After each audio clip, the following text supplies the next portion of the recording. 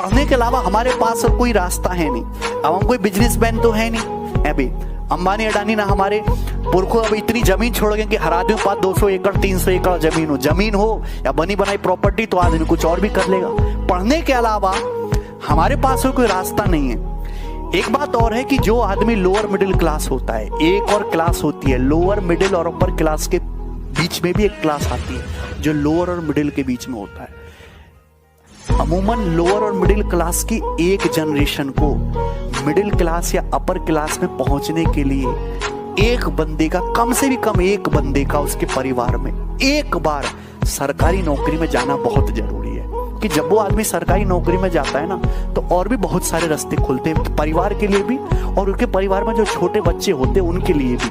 अगर आपको काबिल बनना है ना, बाज की तरह उड़ना है, तो बार बार बोलते हैं इन तितलियों का साथ छोड़ दीजिए, क्योंकि 10 साल बाद लोग आपसे मिलेंगे ना तो पूछेंगे तुम्हारी हैसियत क्या है, तुम कितना कमाते हो। ये नहीं पूछेंगे तुम्हारी गर्लफ्रेंड थी कि नहीं थी। यहाँ समझ में आ गया, ये सब टेम्परेरी चीज होते हैं। सभी सब हटाइए ये सब चीजों को। जिस दिन आपको जिस दिन रियलिटी समझ में आएगी ना उस दिन कोई बोल, हम आपको क्या बोले।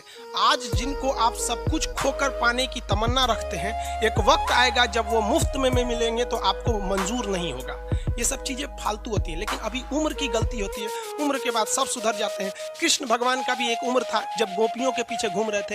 एक उम्र आया, भाड़ में गई गोपियां, मारा देखे महाभारत करा के रख दिया।